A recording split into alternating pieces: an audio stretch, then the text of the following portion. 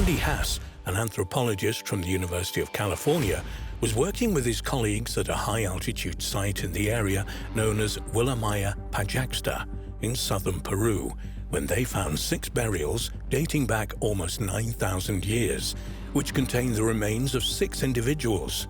During their work, the team collaborated with the local Amara community.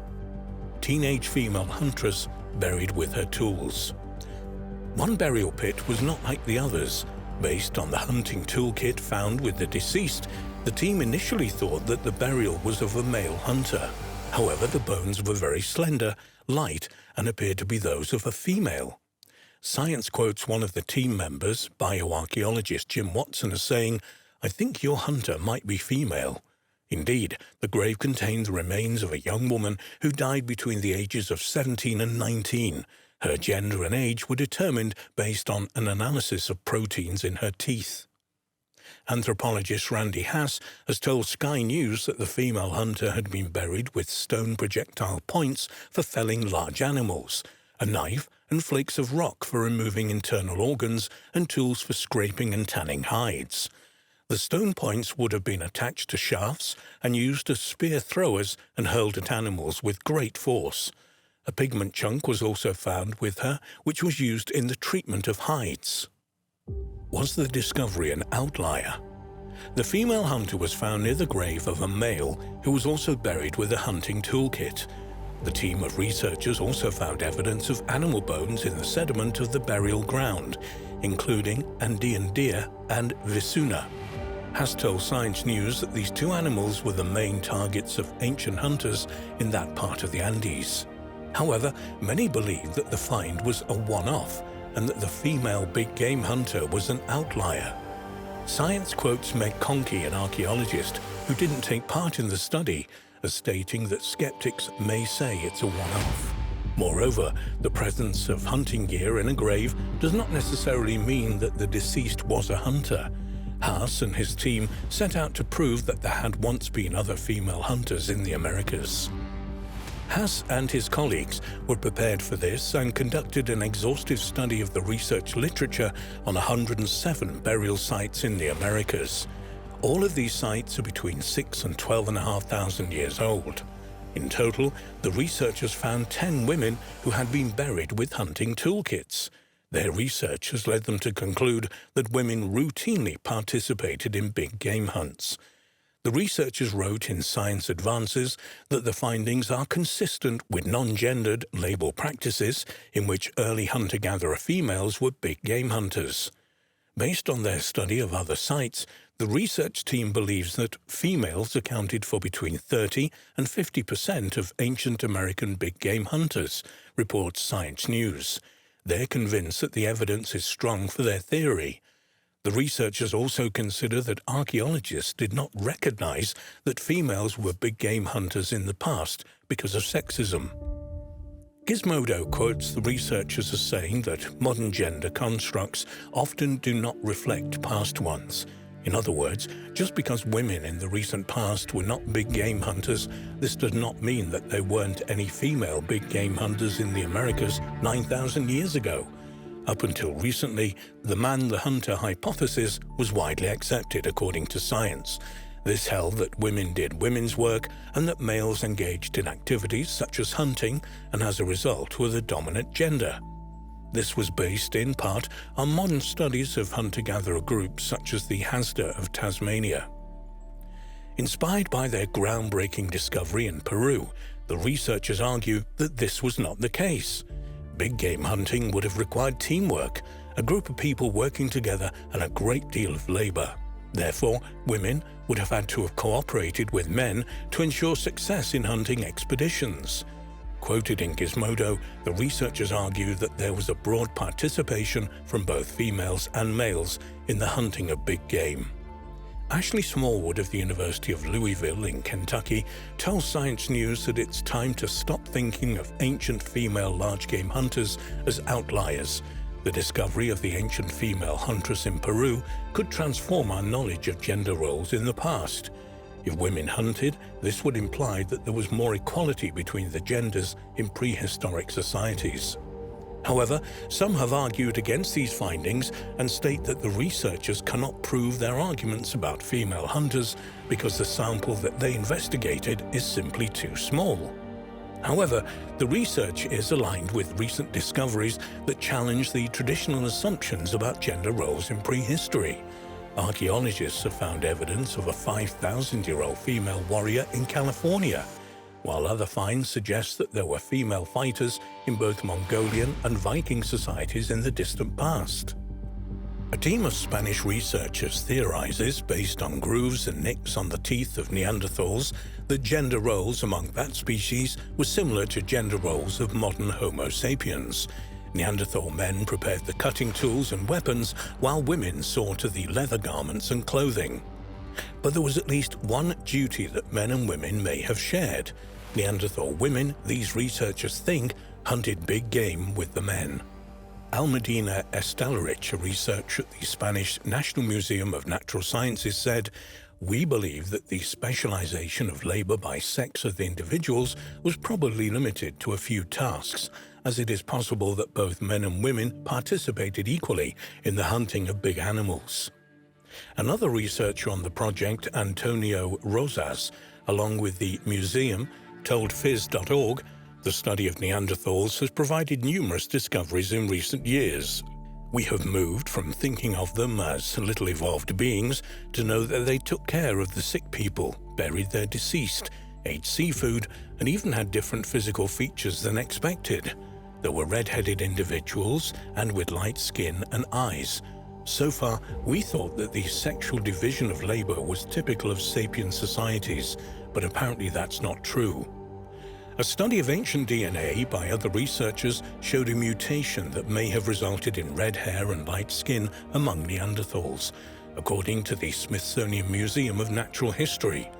An article on the Smithsonian's website says 2 Neanderthals, one from Spain and one from Italy, had a mutation in a gene controlling skin and hair color. The mutation changes an amino acid, making the resulting protein less efficient.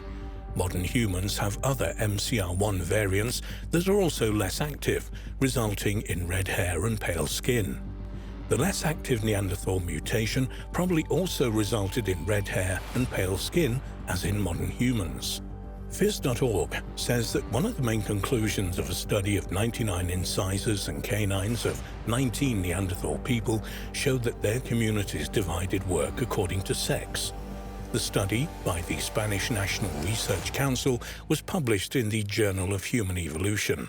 The Neanderthals' teeth came from sites at El Sidron, Asturias, Spain, Spy, Belgium, and Lourdes, France. The study said grooves in the teeth of women appeared to follow the same pattern. The pattern of the grooves in women's teeth differed from that in men's. Analysis shows that all Neanderthals, regardless of age, had grooves in their teeth. This is due to the custom of these societies to use the mouth as a third hand, as in some current populations, for tasks such as preparing the furs for chopping meat, for instance. The researchers found that the grooves in men's teeth were longer than women's and made the assumption from this that the tasks the two sexes performed differed. Also, they found tiny nicks in the enamel and dentin of the upper teeth of men and in the lower teeth of women. Researchers are unable to make rock-solid conclusions about which tasks men performed and which tasks women performed, but they said in modern hunter-gatherer society, women typically prepare furs and other garments, and men retouch the edges of stone tools. They say this may have been how it was among the Neanderthals they studied.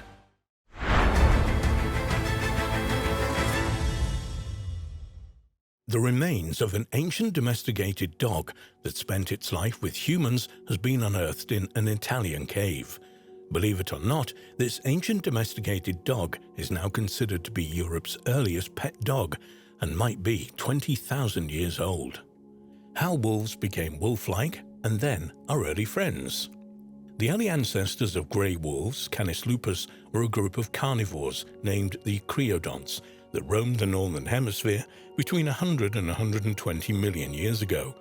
About 55 million years ago, this ancient species gave rise to the carnassials, a group of wolf-like animals that had specialized jaws and razor-sharp teeth for tearing and eating meat. One member of this family, Miakis, is thought to be the common ancestor of all present-day wolves, bears, raccoons, weasels, and dogs. Researchers hope this incredible discovery in Italy will provide new information on how and when dogs diverged from wolves and became domesticated human pets. Dr. Francesco Boschkin heads the team of archaeologists from the University of Siena in Italy that published the study on the Italian canid and wolf remains found in the caves. According to an article in Scientific Reports, he stated it might be the oldest ever remains of a domesticated pet dog found in Europe. The animal remains are expected to be somewhere between 14 and 20,000 years old. This was the time when humans and canines first began a mutually beneficial relationship that eventually made our dogs our best friends. Solving the hows and whys of early canine domestication. For millions of years, humans and wild wolves shared the same hunting landscapes. While it's unknown exactly when domesticated dogs, Canis familiaris, evolved from the great wolves, we do have some important scientific clues. A 2009 study published in the Molecular Biology and Evolution journal cites an analysis of ancient dog mitochondrial DNA that suggests they evolved alongside wolves over 100,000 years ago. Thus, many experts believe canines began scavenging due to a lack of food and that humans slowly developed a bond with these animals that also acted as an early warning if larger creatures approached a campsite or entered a cave. Some scientists believe wolves and early humans hunted together, and this is how the relationship was formed. The latest study by Dr. Boschkin and his team focused on bone fragments from ancient canines and wolves found at two Paleolithic caves in southern Italy, the Paglici Cave and the Romanelli Cave. These ancient animals, according to the research, are the first dogs to live alongside humans as a pet. Furthermore, according to an article in the Daily Mail, the ancient canine-human connection offers a definitive answer to the long-standing question of how and when dogs first became pets. Anyone who has a dog or has experienced losing one knows the depth of uniqueness of that special bond. But why and when in the history of our planet did this love affair between humans and dogs begin? Discover the history of dogs and human interaction. The earliest known ancestors of grey wolves, a major figure in the history of dogs, are called creodonts. They roamed the northern hemisphere between 100 and 120 million years ago. By 55 million years ago, these pack-hunting carnivores gave rise to the carnassials, wolf-like animals that had jaws for tearing and devouring meat. One member of this family, known as Miakis, existed between 60 and 55 million years ago and is thought by mainstream scientists to be the common ancestor of all present-day wolves, dogs, bears, and raccoons. About 45 million years ago, up to around 2 million years ago, a massive species known as bear dogs roamed across North America, Europe, Africa, and Asia, sharing hunting plains with Canis lupus, one of the closest relatives to the modern grey wolf. Around 25 million years ago, a species called Cynodictis split in two evolutionary branches, resulting in African hunting dogs and Eurasian wolves and dogs. At this time in North America, the plains were dominated by the fearsome Tomarctus, equipped with razor-sharp claws, a powerful biting jaw, and a long tail for balance while hunting and fighting. Up until 2010, most experts believe domestication occurred about 14,000 years ago, but studies of dog mitochondrial DNA strongly suggest they evolved alongside each other 100,000 years ago. Supporting this new paradigm, in 2009, several ritually buried dog skulls were discovered in a cave in the Czech Republic, which dated to 30,000 BC. Furthermore, in 2011, a Paleolithic dog skeleton dated to 30,000 BC was found biting a large mammoth bone, and its brain had been carefully removed sometime after death, suggesting it held ritual significance. Another dog skull dated to 31,000 BC was found buried with a human body in a cave in Siberia, not only telling archaeologists that the man had domesticated hunting dogs, but they had played an important role within his supernatural belief system. The relationship between humans and dogs was cemented at the dawn of farming, when people realized just how quickly a wolf could be domesticated with starch. Having sharp teeth, strong jaws, and speed, semi-tamed wolves were used to protect small hunting stations and in return were rewarded with companionship, protection, shelter, and a reliable food source. By 6000 BC, dogs were being trained as effective farming tools and weapons used at times of intertribal fighting, and these inherent ancient skills are still evident today in different dog breeds, for example guard dogs, police dogs, military dogs, sheepdogs, and rat catchers. The rise of organized religions led to the ritualization of dogs, and they were generally associated with the human soul's journey in the afterlife. Canine deities were worshipped in ancient China, Egypt, and South America, where they were carved into statues and temples and featured centrally in mythologies and legends. Evidence of the ritualization of dogs was found in the skeleton of a male husky-like dog that lived 7,000 years ago in Siberia that had worked alongside humans throughout his lifetime, ate human food, and was ritually buried as though it were a human. What is more, a wild wolf was ritualistically buried nearby, perhaps once perceived as protecting human souls on their journey through the afterlife. Around 2000 BC, the Iron Age saw Romans, Egyptians, Greeks, and Britons increasingly using dogs in warfare, blood sports, and violent entertainment. Larger breeds such as the Mastiff and Wolfhound were found to be effective in war, and the ancient Roman history Strabo reported in 38 AD of large British dogs which were bred in their homeland of Britannia to hunt dangerous game as war dogs.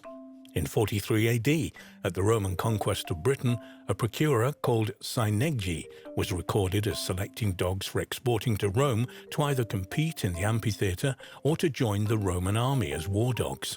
He mentioned a wide-mouthed giant dog that surpassed the Roman Molossus dog. What does the future have in store for dogs and us?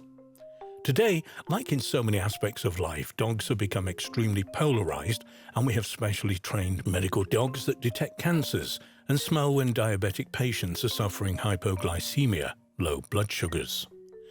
This is all happening as astronaut dogs are being trained in space programs and search and rescue dogs leap from helicopters and speedboats, not to mention military dogs that can detect explosives and locate injured bodies in places deemed too dangerous for soldiers. A highlight in research for this article was learning that in 1943, during World War II, the American Army began a war dog training program which parachuted puppies into war zones to sniff out enemy tunnels and bunkers. What on earth will dogs be doing in the future? In the modern police and army, dogs that are trained to bite often suffer from broken teeth, which are now being replaced with sharp titanium fangs at a cost of between $600 and $2,000 a tooth. Is this the beginning of a new evolutionary path for canines? Like us, will we soon be able to sync our dogs with our computers and smartphones? In conclusion, the evolution of dogs that has spanned nearly 45 million years is far from complete, and although we have altered its course irreversibly with mass breeding over the last 200 years, so far no other animal has evolved to live alongside humans as harmoniously as dogs have.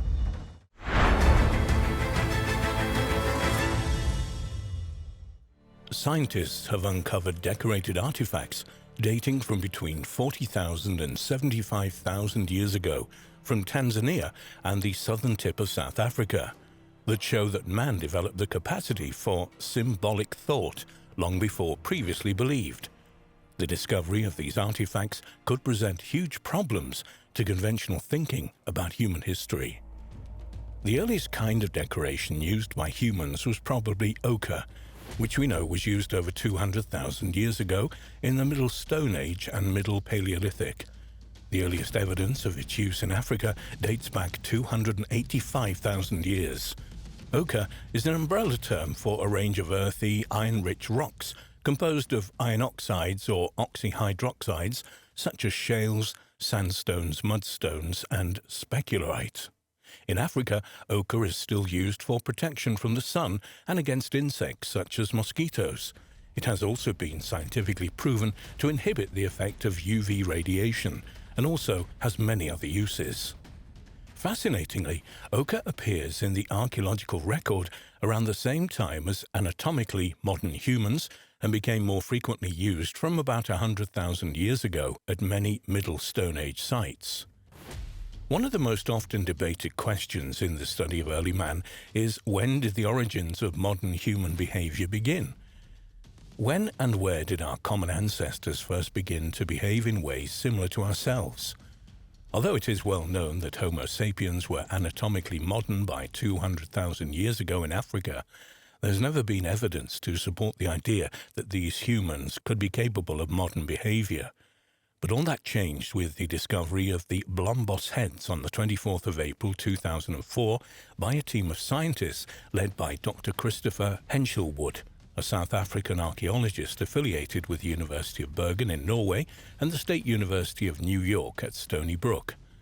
The discovery was made at Blombos Cave on the shore of the Indian Ocean 200 miles east of Cape Town. Archaeologists now believe that due to these and other findings, most ancient symbolic traditions in Africa date back at least 100,000 years. Years after these amazing discoveries, new discoveries relating to early Homo sapiens' cognitive abilities are still challenging mainstream views. The archaeological site at Blombos Cave contains Middle Stone Age archaeological deposits, including hearths, bone, stone, marine shells and sand in discrete layers dated to between 100,000 and 72,000 years ago. This is seen by many researchers as probably the most important period in the early development of modern human behavior. Published results from Blombos Cave indicate that some aspects of modern behavior evolved during the early-late Pleistocene after 100,000 years ago in Africa. Excavations at the cave match recent and older findings from a number of African Middle Stone Age sites that date to this time period. The discoveries at the cave show that people apparently had the intention to make a statement about themselves with jewelry about 30,000 years earlier than any previously identified personal ornaments used by our human ancestors. This was the conclusion of the archaeologists who discovered a collection of tiny shells pierced with holes, as if they had been prepared for stringing as primitive beads. The 41 pea-sized shell beads were uncovered in groups arranged by sizes and shade, each cluster probably representing a single piece of jewelry. According to researchers, the strings of bead represent the oldest, well-dated examples of people making and wearing jewelry. This can be interpreted as further evidence that these people possessed a language capable of sharing the symbolic meanings of these objects.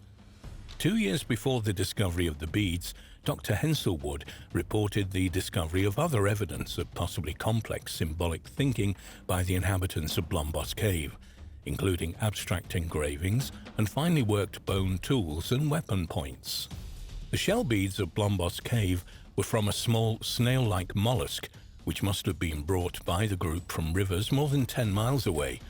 All the recovered shells from Blombos Cave were carefully pierced around 75,000 years ago using a bone tool to create a keyhole perforation. These were then strung and worn as a personal ornament. Archaeologists discovered signs of repeated rubbing on the beads, a sign that they had been rubbed against one another and against the cord, resulting in discrete use-wear surfaces on each bead. Such patterns of wear are not present on the shells in their natural environment. Microscopic residues of ochre discovered inside some of the beads probably resulted from deliberate coloring by the wearer or perhaps by transfer when worn.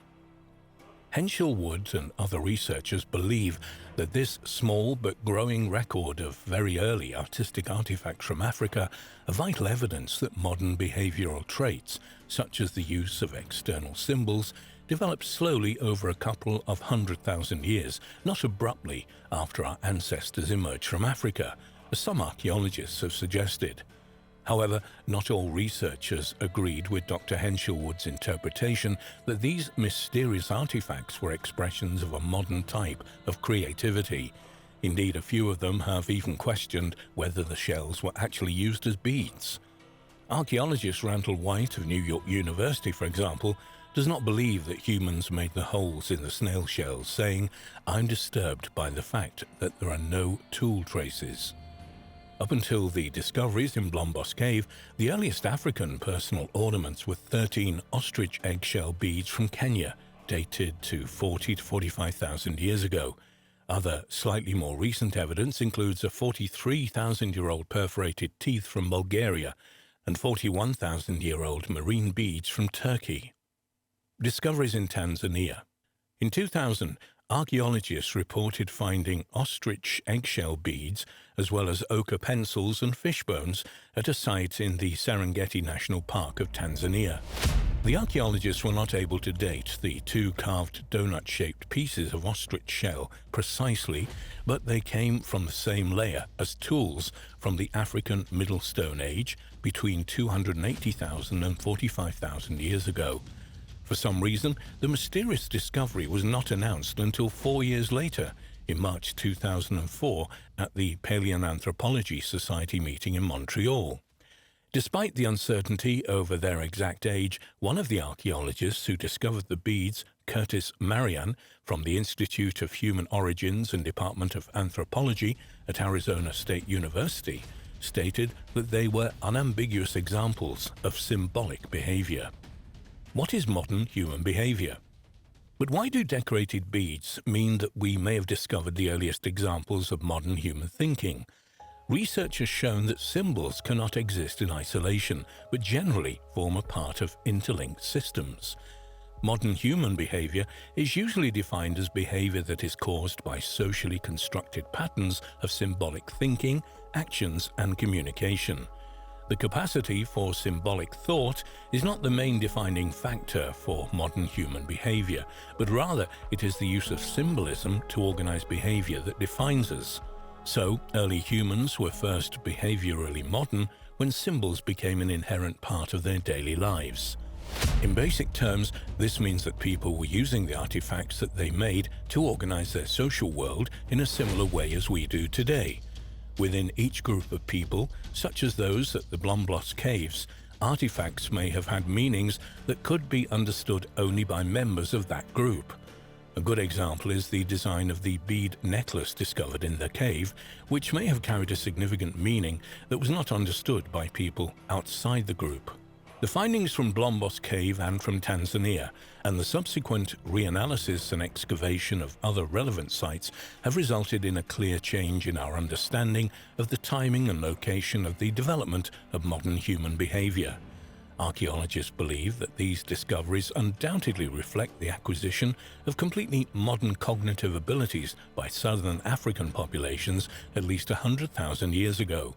Although scientists are aware that these are vastly important discoveries in terms of early man, they still seem to be a little reluctant to believe very early dates. Randall White commented, "If the dates hold up, we now seem to be seeing a trail of representational objects that is increasingly older as we move back from Europe into Africa."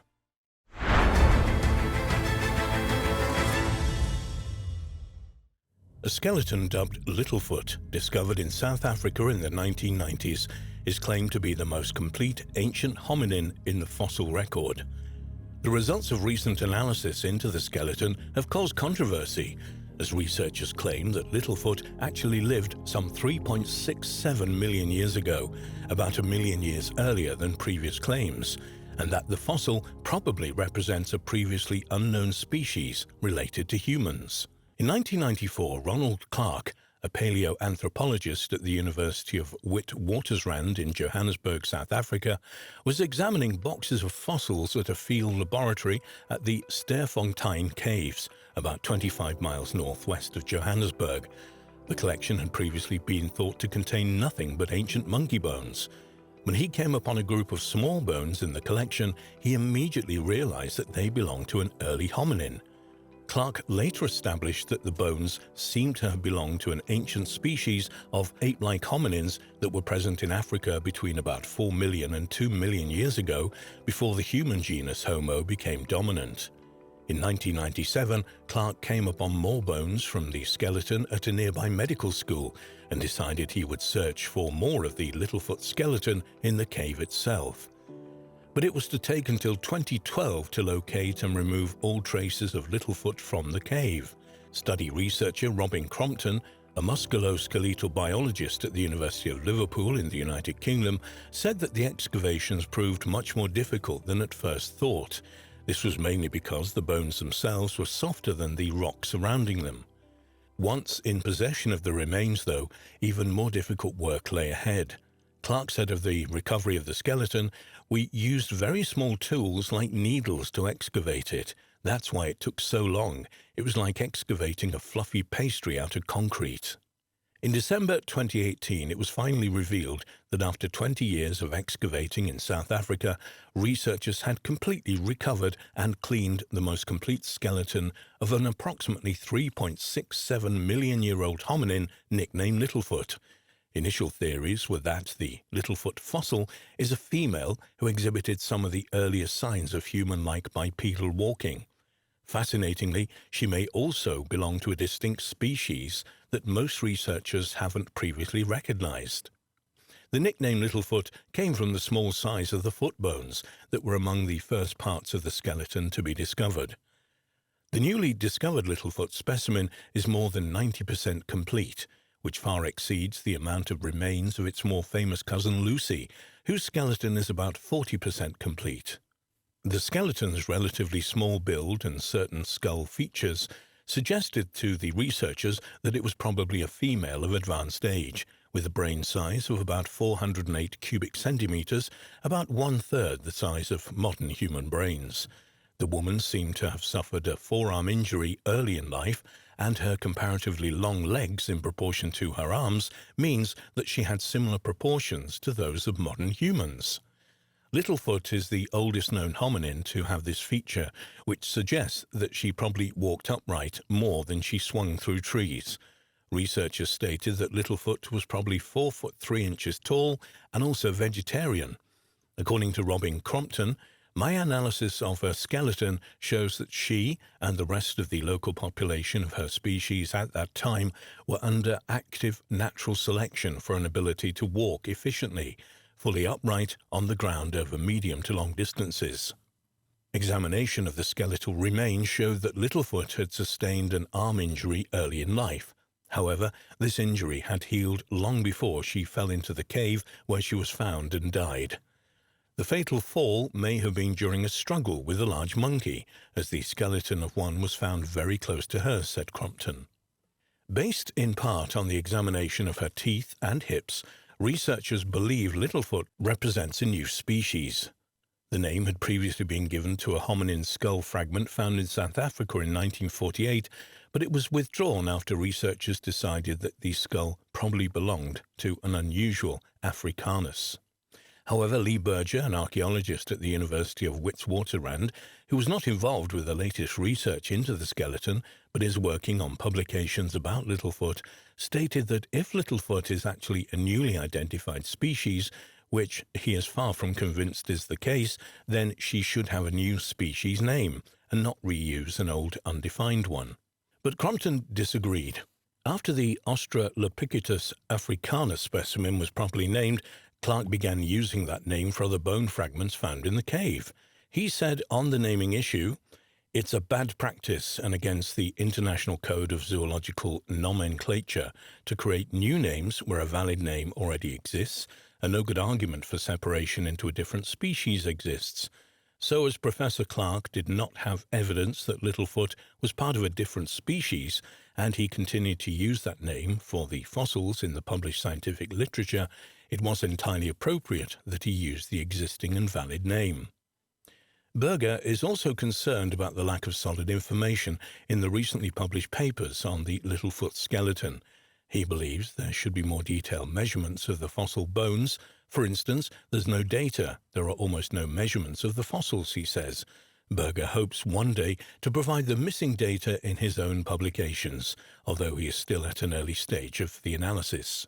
The researchers suggest that these specimens are potentially an ancestor of a group of hominins called the Paranthropus 4, which coexisted with early Homo species for about 1 million years. Much more controversy has arisen over the dating of the Littlefoot fossil. Based on the age of the sediments around the fossil, the researchers have dated Littlefoot to around 3.67 million years ago, about a million years earlier than previous dates for the skeleton. This would mean Littlefoot was alive about 500,000 years before Lucy in Ethiopia. The date would mean that our ancient ancestors were almost certainly scattered across Africa. Some researchers are unconvinced that the skeleton itself is as old as the sediments in which it was found. Fred Grein, a paleoanthropologist at Stony Brook, New York, quipped, "We buried a dead squirrel in our backyard in November 2014, but I think the sand surrounds it dates back to the last glacial retreat on Long Island." He argues that millions of years after the sand crystals washed into the cave, a larger opening could have formed, allowing an ancient human ancestor to fall in. Dal Granger, however, is aware of the dating problems. Dating cave sediments and their fossils is difficult. We know so much about the timing of hominid evolution in East Africa because there are many datable volcanic ashes associated with the fossil sites. In places like South Africa, there are no volcanic ashes to date. The cave sediments themselves can be very complicated, with sediment falling into multiple entrances, collapsing into lower sections, and overlapping each other. In March 2020, it was reported in the media that a high-resolution micro-CT scanning of the skull of Littlefoot has revealed some aspects of how this species used to live more than 3 million years ago. The work was undertaken by University of Witwatersrand team, which included lead researcher Dr. Amélie Boudet. By comparing the Littlefoot with other fossils from South and East Africa, as well as living humans and chimpanzees, the team showed that it was capable of head movements that differ from modern humans. In the summary of the paper, the doctor states, "In particular, the nearly complete atlas of Littlefoot has the potential to provide new insights into the evolution of head mobility and the arterial supply to the brain in the human lineage. Our study shows that it was capable of head movements that differ from us. This could be explained by the greater ability of them to climb and move in trees. However, a southern African specimen younger than Littlefoot, probably younger by about 1 million years, may have partially lost this capacity and spent more time on the ground, like us today." One aspect of the new research appears to contradict, to some extent, earlier conclusions about Littlefoot's movement. The new study found that the overall dimensions and shape of the atlas, the topmost bone sitting just below the skull of Littlefoot, are similar to living chimpanzees. More specifically, the ligament insertions and the morphology of the facet joints linking the head and the neck all suggest that Littlefoot was moving regularly in trees rather than mainly on the ground, as was previously believed.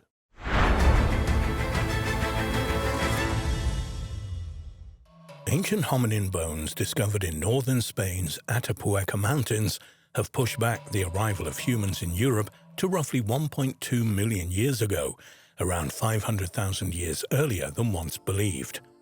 Fascinatingly, only about 1/10 of the site's total area has been excavated, which means there may be many more important discoveries in store. One mystery of the site the archaeologists have so far been unable to solve is how the remains of 32 individuals accumulated at the bottom of a narrow cave shaft at the site. The discovery of Atapuerca. Atapuerca is the site of a number of limestone caves near Burgos in northern Spain, known for the abundant fossil record of the earliest human beings in Europe, dating back almost 1 million years. The sites at Atapuerca have been known since the end of the 19th century, but it was not until the 1950s that any details of the site became known, when the Edelweiss Caving Club, ECC of Burgos, northern Spain, began to catalogue and map Cueva Mera at Atapuerca. In 1962, ECC members reported fossils in the railway cutting to the local authorities. A decade later, the ECC discovered the Gallery of Flint, and in 1976 they located hominid skulls in the Pit of Bones. Paleontologist Emiliano Aguirre began investigating sites at Atapuerca soon afterwards, and in 1978 put together a research project for the first excavations there, which he led until 1991, when he retired and handed over the leadership of the Atapuerca research project. Oldest European. In March 2008, it was announced that Spanish paleontologists had unearthed the remains of a 1.2 million-year-old human-like inhabitant of Western Europe in the caves at Atapuerca. According to the researcher, the fossil find demonstrates that members of our genus, Homo, colonized this region far earlier than previously believed. The primitive hominin is represented by a fragment of jawbone bearing a few teeth. Although stone tools of a similar age to the fossil jawbone, from about 1.2 to 1.5 million years old, had previously been discovered in France, Italy and Spain, this is the first verifiable human material of this date. This lends support to the theory that the tools found in the vicinity were made by primitive humans. According to Chris Stringer of the Natural History Museum in London, when combined with the emerging archaeological evidence, it suggests that southern Europe began to be colonized from Western Asia not long after humans had emerged from Africa, something which many of us would have doubted even 5 years ago. The Pit of Bones. One of the sites at Atapuerca, Grandalina, contains human remains which have been dated to about 800,000 years ago, as well as some of the earliest tools ever found in Western Europe. But perhaps the most fascinating discovery at Atapuerca was a cave called the Pit of Bones, where 43 feet down, more than 1,600 human fossils, including several nearly complete skulls, were found. The materials in the pit dates back to between 600,000 and 300,000 years and represents about 28 individuals whose brain sizes are within the range of both Neanderthals and modern humans. This represents the world's largest collection in any one place of ancient human fossils. Compared to modern humans, these people were short, stocky, and had smaller brains. It has been estimated males were about 5'7" tall and weighed around 170 pounds, whereas females stood around 5'2" and weighed 125 pounds. The skeletons exhibit a number of characteristics unique to Neanderthals, including a projecting midface, long and narrow pubic bones, and thick finger bones. However, unlike later Neanderthals, they do not fully express the characteristic Neanderthal form. The site also contained a 430,000-year-old fractured skull, which has been interpreted as the earliest evidence of interpersonal violence in Homo. Also discovered in the pit were the bones of cave bears. It's believed that the bears fell down the shaft by accident, probably while seeking places to hibernate. But what the human bones were doing there can only be imagined. No signs of tool butchery or other food remains were discovered, and a single stone hand axe was the only tool discovered in the pit, fashioned from a type of stone not known in the area. Researchers have proposed various hypotheses to explain how the fossils got there. According to one theory, the bodies may have been purposely dropped by their relatives in some kind of ritual burial. This would push back the origin of mortuary practices in humans substantially. Thus far, the earliest accepted burials only occur after 130,000 years ago among Neanderthals and Homo sapiens. However, other researchers believe it is more than likely that the bodies were deliberately dropped there after meeting violent ends. The hominins may also have been dragged there by carnivores, carried by floodwaters, or even been trapped after venturing too far. In August 2016, a study of the human remains from the Pit of Bones was published in the Journal of Archaeological Science. It identified trauma on 8 skulls from the pit. Part of the abstract of the study reads, "The fractures found in 17 crania from SH display a post-mortem fracturation pattern, which occurred in the dry bone stage and is compatible with collective burial assemblages. Nevertheless, in addition to the post-mortem fractures, 8 crania also display some typical peri-mortem traumas. Interpersonal violence as a cause for the peri-mortem fractures can be confirmed for one of the skulls, cranium 17, and also probable for cranium 5 and cranium 11. For the rest of the crania, although other causes cannot be absolutely ruled out, the violence-related traumas are the most plausible scenario for the peri-mortem fractures. If this hypothesis is confirmed, we could interpret that interpersonal violence was a recurrent behavior in this population from the Middle Pleistocene."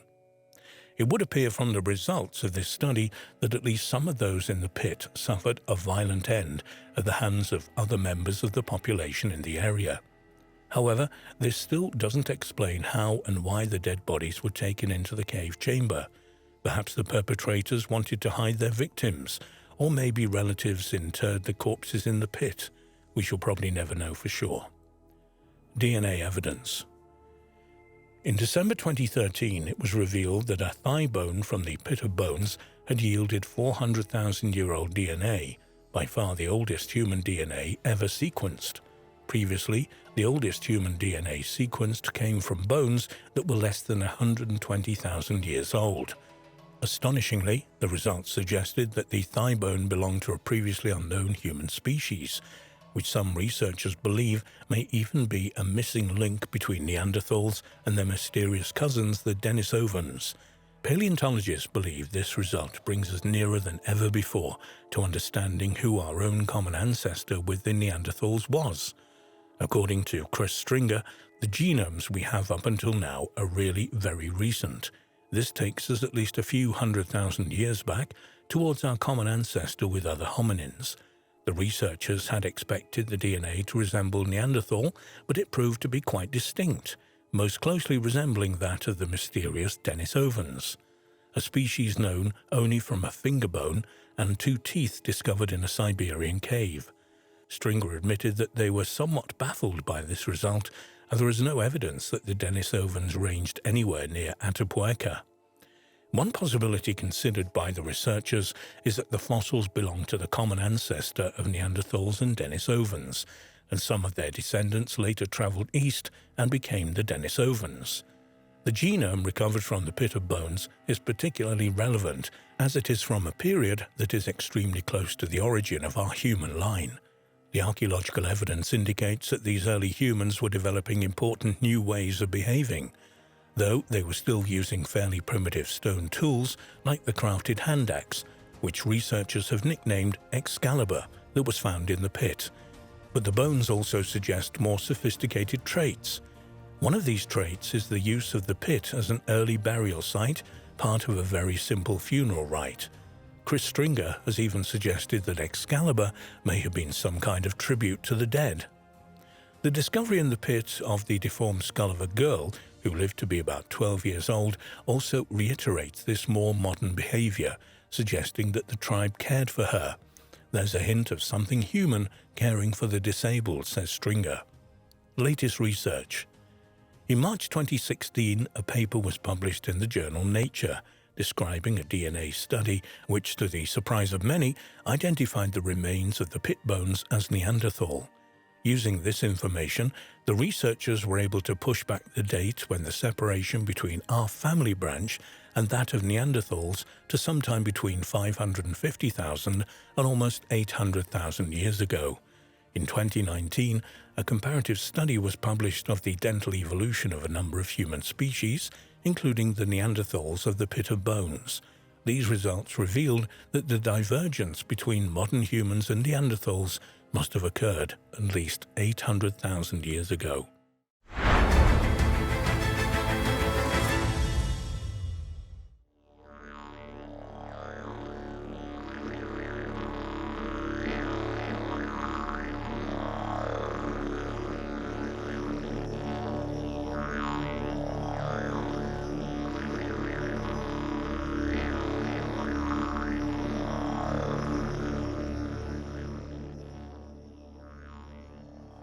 The question of when and how the continent of Australia was first populated has always been a bit of a puzzle to archaeologists, but recently some new light has been shed on the problem.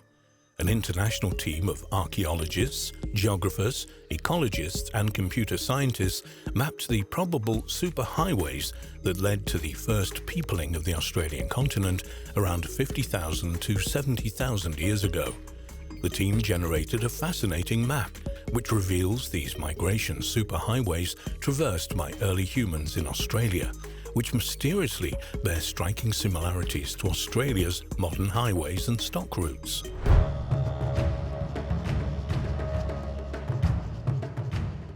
Some researchers have also suggested a connection between these newly discovered superhighways and the mysterious Aboriginal dreaming tracks. Over the years, there have been many theories about where the indigenous ancestors first settled in Australia tens of thousands of years ago, but evidence for this activity is extremely scarce. Only a very small number of archaeological sites date from these early times when sea levels were much lower and northern Australia was joined by a land bridge to present-day southern New Guinea and eastern Indonesia, and people and animals were able to walk at various times across to Tasmania from the mainland. This megacontinent, known as Sahul, was 30% larger than Australia is today. One of these early archaeological sites was at the now dry Lake Mungo in western New South Wales. Here, in 1968, Earth scientist Jim Bowler uncovered the cremated remains of an Aboriginal woman in an eroding dune close to the shoreline of the lake. In 1974, the ancient remains of a man were found nearby. Both of these remains, now called Mungo Lady and Mungo Man, were found to date back to a staggering 40,000 years, thus doubling scientific estimates of how long Aboriginal people had lived in Australia. The amazing discoveries at Lake Mungo reveal that Aboriginal history stretched back at times so remote that the only humans in Europe were Neanderthals, and people had not yet reached America. By about 70,000 years ago, modern humans, Homo sapiens, began moving into Southeast Asia, where they would probably have encountered existing groups of archaic humans like Homo erectus, Homo floresiensis, often referred to as the hobbits, and possibly also the mysterious Denisovans. In May 2021, it was announced that researchers had used supercomputers to simulate 125 billion possible travel routes and reconstruct the most likely superhighways. The first humans to arrive in Australia used to navigate across this new land more than 65,000 years ago. The international team of scientists who undertook the research was led by researchers from the Australian Research Council Centre of Excellence for Australian Biodiversity and Heritage, CABAR, and recently revealed some of their methods to the press. They said, "We think people navigated in new territories much as people do today, by focusing on prominent land features protruding above the relative flatness of the Australian continent. To map these features, we built the most complete digital elevation model for Sahul ever constructed, including areas now underwater. We used this digital elevation model to understand what was visible to early travelers. Essentially, from each point in the continent we asked, 'What can you see from here?' This moving window calculates the largest viewshed map ever created. When our virtual travelers move, they reorient based on visible terrain everywhere they go." For their work, the researchers created an imaginary traveler, a 25-year-old woman carrying 10 kilograms of supplies to traverse the landscape. They collected all the various pieces of data they accumulated into a mega model known as From Everywhere to Everywhere, FEAT, and created over 125 billion possible pathways from every spot on the continent to everywhere else. Each route represented the easiest way to move from one location to another. Obviously, the researchers could not possibly examine every path of the 125 billion pathways that they had created, so they reduced the number by comparing all plausible pathways with the distribution of the oldest known archaeological sites on the ancient continent, providing weighted possibilities for each path. This work produced a scale of pathways going from the most likely to the least likely chosen paths. The most likely pathways in the map above are what the researchers called the superhighways of the first indigenous populations on the continent. The team's conclusion, drawn from their computer-generated maps, is that the early populations spread across the now submerged wide plains on the western and eastern margins of the continent and through to the region that now forms the Gulf of Carpentaria, the large shallow sea which now connects Australia to New Guinea. The nagging question of whether there was evidence that anyone had actually used these computer-identified highways in the remote past was soon answered by their research.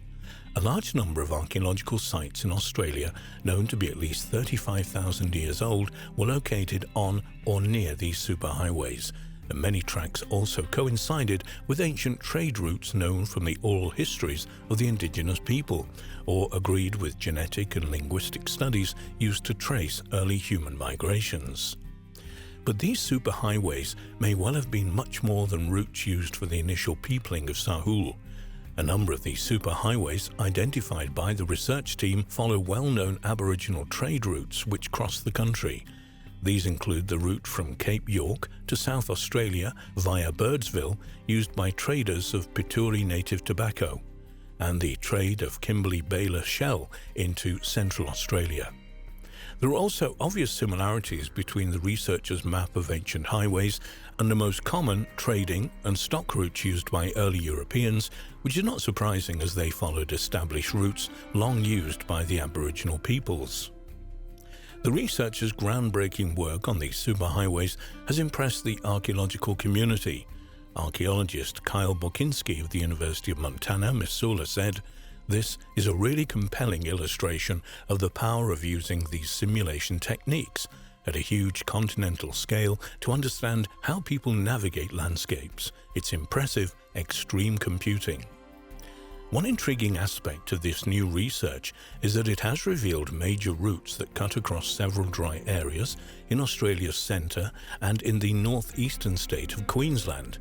The existence of paths in such locations would appear to challenge the long-held view that the earliest people on the continent avoided the deserts. Kabah Deputy Director, Distinguished Professor Sean Ulm from James Cook University, commented on the importance of the research team's work in revealing the significance of landscape to the native inhabitants of the continent. He said, "Australia is not only the driest but also the flattest populated continent on Earth. Our research shows that prominent landscape features and water sources were critical for people to navigate and survive on the continent. In many Aboriginal societies, landscape features are believed to have been created by ancestral beings during the dreaming. Every ridgeline, hill, river, beach and water source is named, storied and inscribed into the very fabric of societies, emphasizing the intimate relationship between people and place. The landscape is literally woven into people's lives and their histories. It seems that these relationships between people and the country probably date back to the earliest peopling of the continent." This quote brings in a question of a connection between these newly revealed superhighways and Aboriginal dreaming tracks. To the Aborigine, a dreaming track or songline, as it is also known, is a route taken by ancestral heroes in the dream time, in which all Aboriginal culture has its roots and before which, in their minds, the Earth did not exist. As with the ancient superhighways, these mostly invisible paths or tracks usually connect Aboriginal sacred sites. In the dream time, groups of ancestral beings journeyed across the land, performing mighty deeds and creating the living species and features of the desert landscape. The adventure of these ancestors, also referred to as totemic ancestors, are chronicled in sacred songs, stories, and rituals.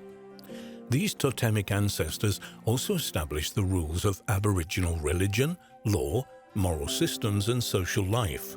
In the mind of the Aborigine dreamtime is a true record of how the landscape was formed, a landscape which is still inhabited by the spirits of their ancestor beings.